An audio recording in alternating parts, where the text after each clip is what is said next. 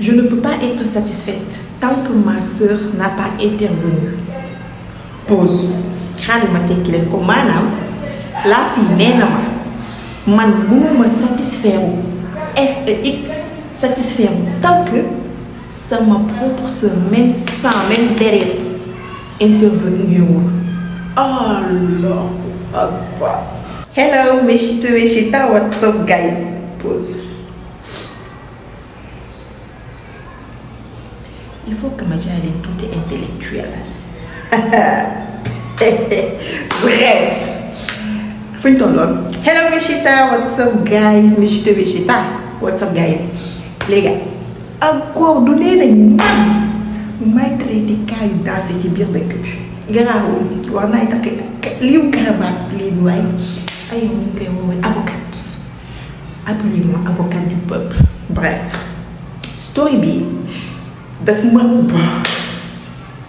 touché à un point mënoo leen sax comprendre parce que je me dis sa sœur ci daa noppi yow tamit bu leen spoiler déglu leen. Bref story bi ki ko partagé nañ leen ko wooyee Yacine nañ leen ko wooyee Yacine. Les gars, avant que je commence cette story bi la woon fa woon abonnez-vous et laissez un pouce bleu. Même si ça commencez à lire story, laissez un pouce bleu. Et vraiment, je suis très contente, je suis émue parce que l'autre fois, c'est ma dernière vidéo, je vous avais demandé que même pour les cœurs, je veux bien parce que de booster les vidéos et vous avez été très généreux parce que j'ai reçu plein de cœurs rouges. Donc la bonne forme, et cette semaine-là, ça va être rempli. Semaine bi ñu dugg ça va être rempli de story time. maa leen ko wax sampu leen toog leen tey leen popcorn yi jus yi xam ne di ngeen doyal ndax kaayu danse laa leen nar a dugalal ci biir semaine bi su ko defee générique.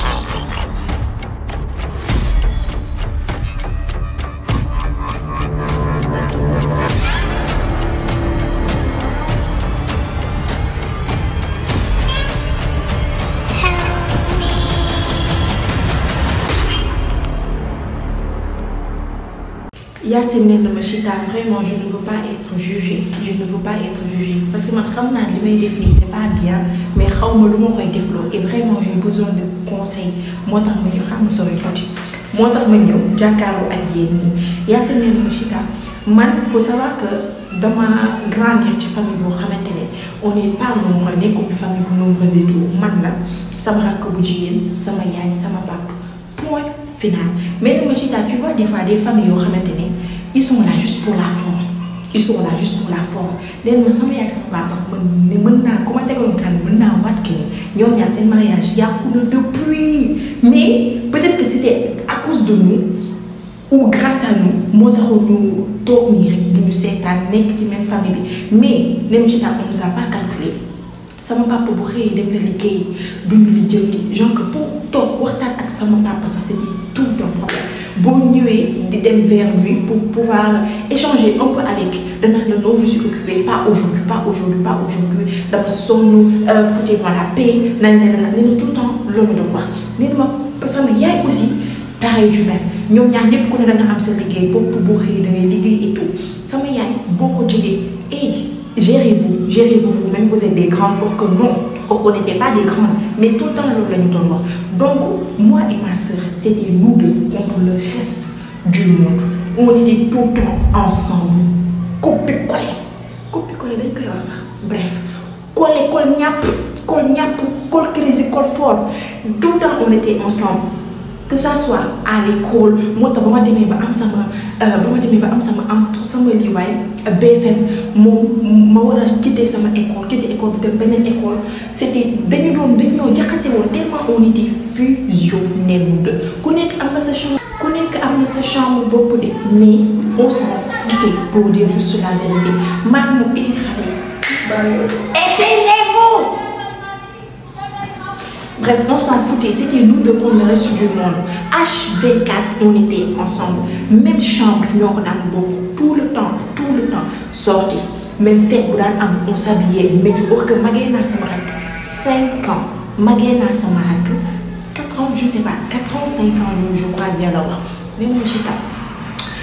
Âge de puberté, genre, c'est instant où il faut savoir que affaire de parents, genre, mais bon, mais ce monde là, comme si le monde avait changé, comme si de me quitter le monde bi, yo bu ma benen monde, affaire bu ma jaaxal, metti ma et tout, parce que je ne comprenais pas ce qui m'arrivait.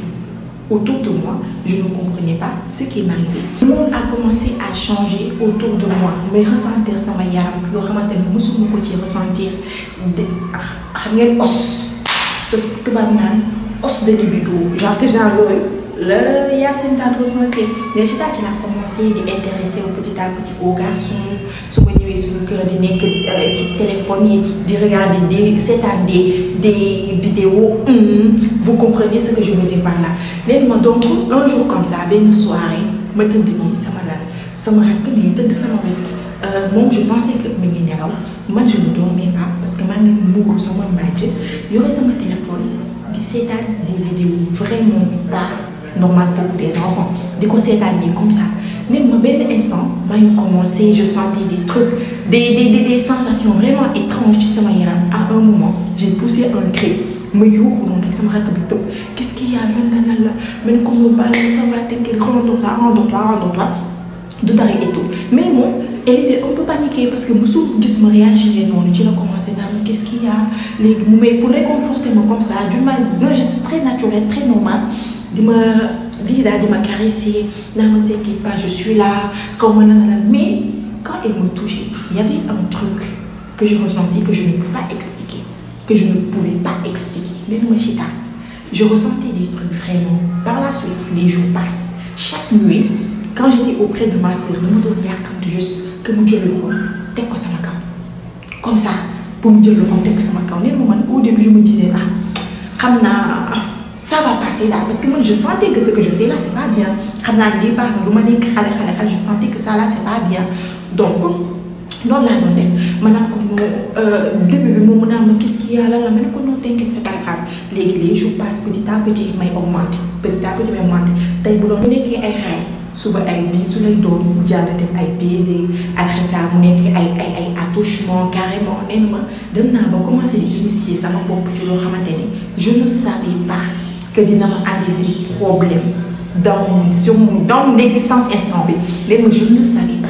Les machines à initier sama propre sœur ci affaire yu malsain yooyu ma doon def sama bopp maa ngi mu ci dem nañ ma mënatuñu rester une semaine nee na une semaine c'est trop mënatuñu rester 3 jours sans pour autant on n'a pas passé à l'acte sans pour autant jàll nit ak on n'est pas passé à l'acte tout le temps c'était comme ça nee na ma les jours passent les semaines passent les mois les années on n'arrêtait pas et le plus étrange dans tout ça mooy que bu doon foofu rek lañu yam mu neex de mais dañuy dem def ay recherche maanaam damay def samay recherche à côté sama rakk tamit dem def ay recherche à côté léegi bu gisee quelque chose de nouveau loo xamante ne xamagoo ko day ñëw on tente ça man aussi su ma gisee quelque chose de nouveau boo xamante ne xamaguma ko je viens maa moom ñu tenter ça noonu lañ ko continuer mu gisi góor safatuma quand un gars essaie de me draguer karatéka, genre que j'essaie de le boxer tellement ça ne m'intéressait pas parce que ma propre sœur arrivait à me satisfaire comme jamais. Un jour comme ça, mes appels je vois un roman imam, je ne sais pas quoi, mon blog d'expliquer des choses comme ça. Tu l'as dit ok, il faut que j'essaie de changer vraiment parce que là, mon job cœur me continue, il faut que j'arrête. Vraiment, il faut que j'arrête. Mais bon, j'ai les décisions au début, d'abord arrêter, genre que dama doon forcer sama rakk pour que mu dem tëdd néegam man may tëdd bu waxee ma ne ko je me sens pas bien je suis un peu malade et tout juste pour que mu xam ko éloigner un peu de moi parce que bëggoon naa addiction parce que loolu addiction la bëggoon naa addiction bu ma amoon ci mu daal di arrêter. Je suis restée comme ça pendant 1 à 2 semaines mais rien du tout. Désolée, il fallait que me change un peu de décor parce qu'il y avait trop de bruit là-bas. bref xam ngeen seen go simple donc grave. Bref nee na je suis restée comme ça pendant 1 voire 2 semaines pour jéem a quitter wu ci loolu mais je n'y arrivais pas ma ne ok parce que option delluwaat ak sama sœur loolu nekkul woon sama xel ma ne donc ce que je vais faire mooy que damay jéem a dem duggante ak góor ñi genre que jéem a essayer de trouver des petits copains et tout xëy na manque bi ma am noonu dinañu ko mën a jox mais ça n'a pas fonctionné encore une fois ba ma tenté toutes les choses là dara fonctionné wu ci ma ne d'accord là c'est bon bàyyi ma jéem a retourner waat ak sama sœur mais cette fois-ci je vais diminuer les doses genre su ma doon def ci semaine bi bu doon nekk 5 fois maintenant ci semaine bi 2 fois. nee na ma Chita noonu laa mujj nekkaate ak sama sœur nee na ma de côté je ressentais du plaisir mais de l'autre je me sentais mal parce que dem naa ba dugal sama sœur nekk am na âge am di voir des petits copains et tout mais loolu yëpp sax ñor ko moom man kese maa ko ñor comme man moom kese ni mu ma ñoree nee na ma les jours passent les mois encore les années passent ba tey arrêté wuñ et ce qui était le plus bizarre mooy que suñu entourage. Personne ne remarquait ça. Mon est que ça m'a ça me papa. Genre, il y avait personne qui remarquait ça. Nous, pour nous, on se comportait toujours de manière très normale. Or que on se sentait très mal. Que mon est que même pour sa sœur, exprimer où dans son diplôme, je savais que elle se sentait mal vis-à-vis de l'unité de définir. Mais un jour comme ça, je me dis ok, il faut que ça se stoppe, il faut que ça s'arrête parce que là, je ne peux tout continuer. Mais ce que j'ai fait, moi, de me dire décision, quitter sur le cœur pour genre une colonie de vacances, ni des vacances et tout. Je quitter sur le cœur, une colonie. Une colonie, en colonie. Non. Man, maa waroon dem surveiller xale yi waroon nekk en colonie dama proposé woon pour être sama aide pour juste xaw a sori sama sœur comme ça man su ma demee dinaa xaw fàtte histoire yooyu yëpp nekk sama xel. Vous voyez, arrivé là-bas c'était bien beau, c'était bien chic et tout. Début bi c'était un peu métti vis-à-vis ni ma tàmmee woon di nekk en couple en relation avec ma propre sœur. Au début c'était un peu difficile mais par la suite je me suis fait à l'idée affaire bi muy génn sama xel petit à petit ma ne ok alhamdoulilah vu que maintenant idée bu sinistre boobu muy génn sama xel. Mais moi j'ai rencontré là-bas celui que je pensais être l'homme de ma vie. Genre un homme très bien, très adorable, un gentleman 2.0, très chou, qui était tout ce que man donna ko bëgg. C'est carrément, je m'étais consacrée que sur les hommes. Vous voyez, donc quand il a commencé à chance, je me suis un peu ouvert à lui. Mais en sachant que nous sommes que ma soeur, comment est-ce que je comptais tout le monde, voilà, ma soeur, oui, on fait ça, on fait ci, maman, jamais donc juste que ma soeur c'est ma vie. Ma soeur, c'est ma reine, c'est ma mère, c'est ma grand-mère, c'est ma vie, c'est mon oxygène, c'est mon tout. Ma soeur, c'est mon tout. Donc, mon beaucoup de ma soeur, mais amour normal, comme entre frères, belle-sœur et tout. Donc, tu l'as représenté, c'est ma soeur, les jours passent, les années, les mois passent, les années, le gars, on est resté 2 ans et tout. Et qui 2 ans, arrêtez, on a, ça m'a fait ma soeur, carrément. Des fois, c'est ma soeur de l'autre bug, de nous vers man. Mais moi, je me repousser parce que je savais que là, c'était assez. C'est assez stop. Je commence à gagner, je me demande de plonger comme ça. Donc, c'est bon. Finalement, mon homme parfait m'a demandé en mariage. Tu l'as tonte, ok, j'ai accepté et tout. Tu as commencé des mariages, le préparatif, et ça s'est bien déroulé. Les 2 familles se sont rencontrées. Il m'a épousée. Je suis devenue madame telle, sa femme légitime. On a déménagé, on a aménagé ensemble. Tout se passait super bien. Ce nuit de noces, on l'a fait de Benin Dek. Vous voyez, on l'a fait Benin Dek, loin de ma soeur et tout. Et pour que mon voir les degrés, je me sentais vraiment pas épanouie. Genre que c'était rien par rapport à mon actuellement avec ma soeur, sensation, ma soeur de ressentir. C'était vraiment l'opposé de ça. C'était vraiment l'opposé de ça. Mais, ok, peut-être que vu que ça fait des lustres et des lustres, que c'est comme à Ken, ça doit être ça, c'est juste ça. Donc, les gens prêtent de trop attention, tu l'as dit, que c'est mon foyer normal. Les gens, ils retournent ici. Ici, sur nous nous ici.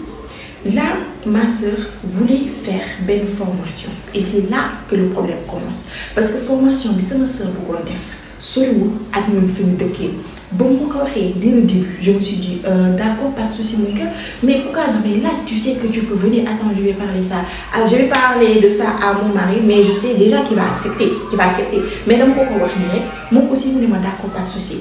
Vu qu'on est de petit cœur, il y a tout, on n'occupe que ben cette chambre, il y avait d'autres chambres, on n'a pas d'enfants, ni de nous, ni rien du tout. Mon petit Léon fait des anonymes, je suis là, que tout le problème a commencé. Une nuit comme ça, naturelle, il n'y a pas de souci et tout. Monsieur, beaucoup que je le fasse plaisir, que je le donne, je le procure du plaisir. Donc, normal, j'accepte et tout. Maintenant, def nañ suñu bail, tout s'est très bien passé, mais après lépp ba mu jeexee ma tëdd monsieur mi ngi nelaw, j'arrivais pas à dormir. Je me suis retournée de gauche à droite. Tu l'as commencé à lui poser des questions sur ma vie, mes choix, manan. Est-ce que jar na ko en vrai nekk ak nit koo xamante ne mënul la satisfaire nen ci la ne ok li may xalaat ni peut-être que y a quelque chose daal dama sauvé quoi ma ne attends ma jóg ma def les 100 pas ci kër gi histoire que gëmmentu bi ñëw ma daal dem tëdd ne ma ci c'est ce que j'ai fait ma daal di jóg dem génn ci salon bi dama naroon dem ci chambre bi dama naroon dem toog ci salon bi rek sans pour autant faire aucun bruit wala ma génn dox tuuti parce que bëgguma woon yee kenn mais ba ma génne tak je me suis rendu compte que porte bi joxe ci jardin bi dafa ubbeeku maa ngi commencé tiit ma naan moom sûrement ay sàcc la des cambrioleurs genre yooyu ci la toog noonu di yër tuuti ci la seen sama sœur bi sama petite sœur bi mi ngi toog noonu ci jardin bi yore benn jus benn tasse de jus du ko naan di siroter comme ça ci la génne ko mon cœur qu'est-ce qu'il y a pourquoi t'arrives pas à dormir lan la moo xew y a quelque chose et tout mu ne ma non ça va t'inquiète mu ne ma viens t'asseoir là auprès de moi je veux juste te sentir. Je veux juste sentir. Ma daal di ñëw toog sans arrière-pensée dañ ma ci taawu dëgg neex yàlla instant boobu sama xel nekkul woon ci ay dem di ma gérer sama sœur en vrai sama xel nekkul ci woon ci laa dem ma toog noonu ci wetam mu jël boppam bi teg ko sama épaule nii comme ça ñu commencé di waxtaan petit à petit ma koy caresser ni un peu le visage ba benn instant ma ne ko tu commences à m'endormir est-ce que doo jóg nga dem tëdd et tout nelaw mu ne su ma tëddee là je vais pas m'endormir ma ne ko ok t'inquiète léegi nañ dem ci chambre bi man naa la toog noonu sa wet ba nga nelaw après je pars mu ne ma d'accord on va faire ça ma daal di jóg mais nee na ma seytaan lañ naan seytaan dafa bëri doole daal maanaam Satan sonn na nag de bu may def Satan sonn na léegi nag ñu naan seytaan dafa bëri doole ñu daal di dem moom mi ngi tëdd man maa ngi toog mu ne ma viens te coucher ma ne ko non j'ai même pas sommeil su ma tëddee du ma nelaw donc grave c'est pas grave bàyyi ma toog mu ne ma non j'insiste s'il te plaît viens te coucher auprès de moi ñu mën a toog ma mën la sentir comme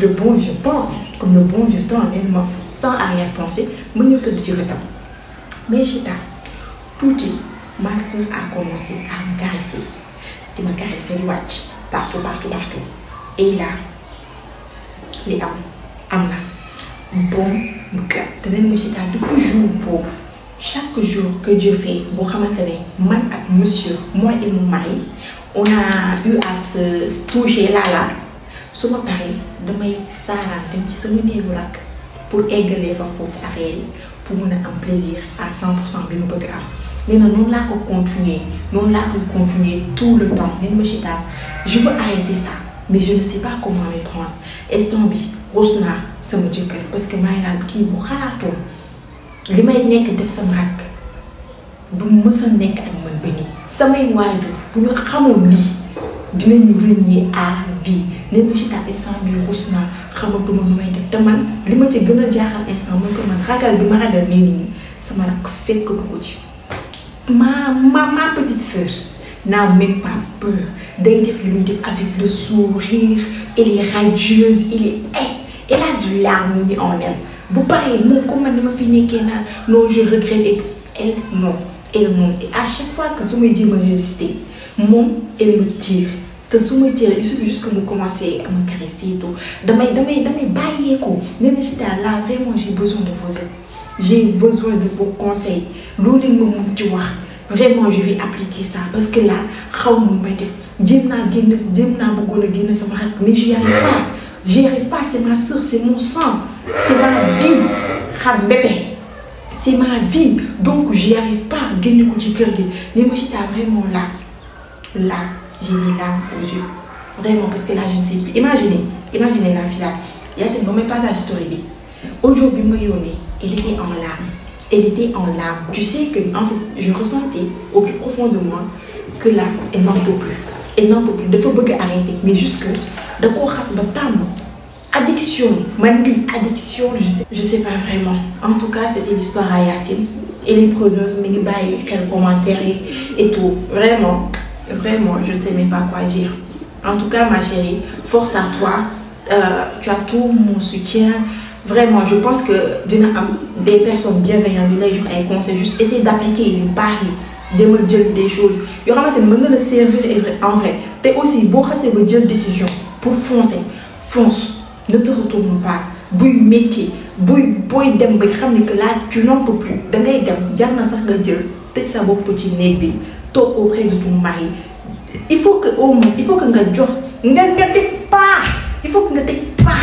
en avant pour que yàlla mën na jàppale vraiment je suis de tout cœur avec toi c'était l'histoire à Yacine les gars laissez un pouce bleu n'oubliez pas de laisser un pouce bleu abonnez-vous n'oubliez pas de vous abonner